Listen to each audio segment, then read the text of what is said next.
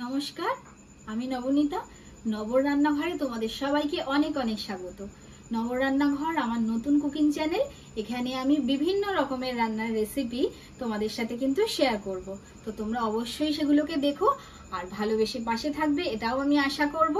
তো তোমরা সবাই কিন্তু চ্যানেলটাকে সাবস্ক্রাইব করে দিও ভালো ভালো রেসিপি দেখার জন্য। আজকে ভাবলাম প্রথম দিন তো চিকেন পকোড়া বানাচ্ছিলাম, তো আমি ভাবলাম তোমাদের সাথে এটা শেয়ার করি। এবার এখন থেকে যা যা ভালো মন্দ যাই বানাবো সবটাই কিন্তু তোমাদের সাথে শেয়ার করব। আমার কাছে চিকেনের ব্রেস্ট ছিল, তো সেটাকেই কাটতে লেগেছি। এই দেখো, এরকম ভাবে ছোট ছোট টুকরো করে নিচ্ছি। আমি এরকম ভাবে এতটা ছোট ছোটই করছি, তোমরা তোমাদের পছন্দ মতন কিন্তু সাইজটা কাটবে। বড়ও কাটতে পারো, আরো ছোটও করতে পারো। একদম ছোট ছোট করে কাটছি। চিকেন পকোড়া তো আমরা সবাই বানাতে জানি, বিভিন্ন রকম ভাবে বানাই। আমিও বিভিন্ন রকম ভাবে বানাই, এক একদিন এক এক রকম ভাবে বানাই। আজকে এইভাবে বানাচ্ছি। আগে চিকেনগুলো কেটে নিই। মাংসগুলো তো কেটে নিয়েছি, ধুয়ে নিয়ে চলে এসেছি।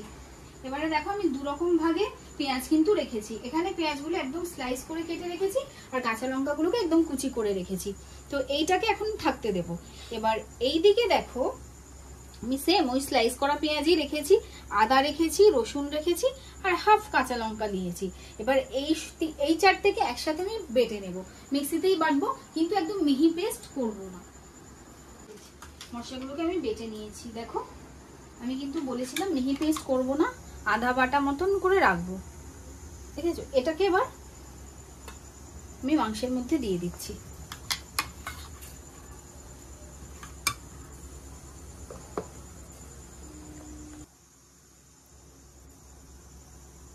এবারে দিয়ে দিচ্ছি ভিনিগার, নুন, লঙ্কার গুঁড়ো। বাচ্চারা খেলে তোমরা ঝালটা একটু কম দেবে। দিয়ে দিচ্ছি গোলমরিচের গুঁড়ো। এবার যেহেতু গোলমরিচ, কাঁচা লঙ্কা বাটা আর লঙ্কা গুঁড়ো সবই দিচ্ছি, তোমাদের যদি বাচ্চারা খাওয়ার ব্যাপার থাকে তো সেক্ষেত্রে বুঝে দেবে লঙ্কাটা। এবারে এর মধ্যে দিয়ে দিচ্ছি, দেখো, এই কুচি করে রাখা পেঁয়াজটা আর কুচি করে রাখা কাঁচা লঙ্কা। এগুলোকে আগে ভালো করে মেখে নেব।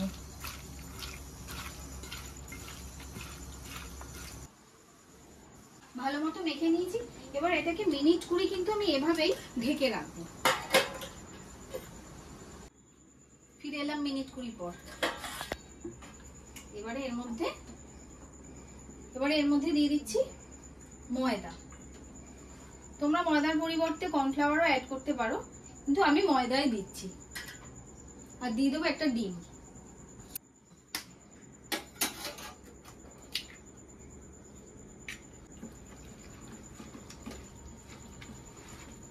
ভালো করে ময়দা আর ডিম দিয়ে চিকেনটাকে মেখে নেব। এই মাখানোতেই মশলার সাথেই এত সুন্দর একটা কি বলবো স্মেল হচ্ছে, তোমাদের কি বলবো। ভাজলে না এটা আরো অসাধারণ লাগবে খেতে। আর চিকেন পকোড়া তো আমরা ভালোবাসি না এরকম কেউ নেই বলো। প্লাস আজকের ওয়েদারটা না ঠান্ডা ঠান্ডা আছে। বৃষ্টি সেরকম একটা হয়নি, সকালে হয়েছিল, কিন্তু সন্ধ্যের পর থেকে খুব হাওয়া দিচ্ছে, আকাশে মেঘ, একদম ঠান্ডা ওয়েদার। চলো, এটা মাখানো হয়ে গেল। আমি এবার হাতটা ধুয়ে নিই।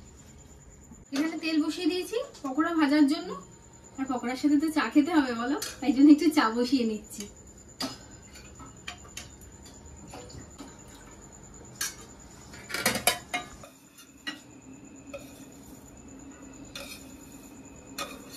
তেলও গরম হয়ে গেছে। এবার আমি একটু কর্নফ্লেক্স নিয়ে নিয়েছি, এটাকে থালার মধ্যে ঢেলে নিলাম। এবার কর্নফ্লেক্স গুলোকে হাত দিয়ে জাস্ট আলতো করে ভেঙে নেব, পুরো নয়, আলতো করে।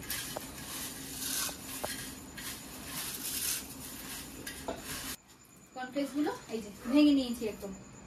এবার এখান থেকে একটা করে পকোড়া নেব। এরকম নয় যে একটাই নিতে হবে, একসাথে হয়তো দুটো তিনটে উঠছে, যেহেতু ছোট ছোট করে কেটেছি। দিয়ে কর্নফ্লেক্সের মধ্যে এরকম ডোবাবো মানে কি, এরকম ভাবে চেপে নেব, দিয়ে ছেড়ে দেবো তেলের মধ্যে। এইভাবে করে সব পকোড়াগুলোকেই ছেড়ে নেব।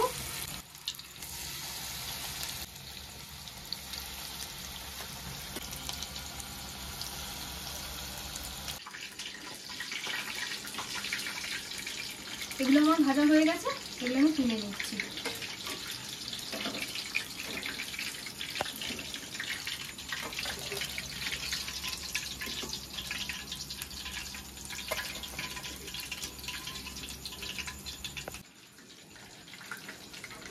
বাকি পকোড়াগুলোও আমার কিন্তু ভাজা হয়ে গেছে, আগে এগুলোকে তুলে নিই। এবারে ওপর থেকে জল জিরা ছড়িয়ে দিচ্ছি। মাকে দিয়ে জিজ্ঞেস করি যে কিরকম হয়েছে পকোড়াটা। এই না, খেয়ে বলো তো কেমন হয়েছে। গরম কিন্তু। সস দেবো কি? এমনিতেও দিয়ে দিলাম। না না, চা খাবো তো। হ্যাঁ, ভালো হয়েছে। ভালো আছে। তোমরা নাও, তোমরা খাও। হ্যাঁ, আমরা নেবো। যেরকম অন্যদিন করি তার থেকে একটু আলাদা না? হ্যাঁ, এই কর্নফ্লেক্স দেওয়ার জন্য। করকরে হয়েছে। হ্যাঁ, ওইটার জন্যই মুচমুচে আছে, করকরে আছে। তাহলে দেখলে চিকেন পকোড়ার রেসিপিটা, অবশ্যই তোমরাও বাড়িতে ট্রাই করবে। আর রেসিপিটা কিরকম লাগলো সেটা কিন্তু আমাকে কমেন্টে জানাবে। আর যদি ভালো লেগে থাকে তাহলে অবশ্যই একটা লাইক, কমেন্ট আর শেয়ার করবে। আর তোমরা তো আমার চ্যানেলটাও নতুন, আর তোমরাও নতুন দেখছো, চ্যানেলটাকে কিন্তু সাবস্ক্রাইব করতে একদম ভুলো না। তোমরা পাশে থাকলে আমি আরো অনেক অনেক ভালো ভিডিও তোমাদের জন্য বানাবো। তো চলো, ভালো থাকবে। পরের আরেকটা নতুন রেসিপির সাথে তোমাদের সাথে আবার দেখা হচ্ছে। টাটা।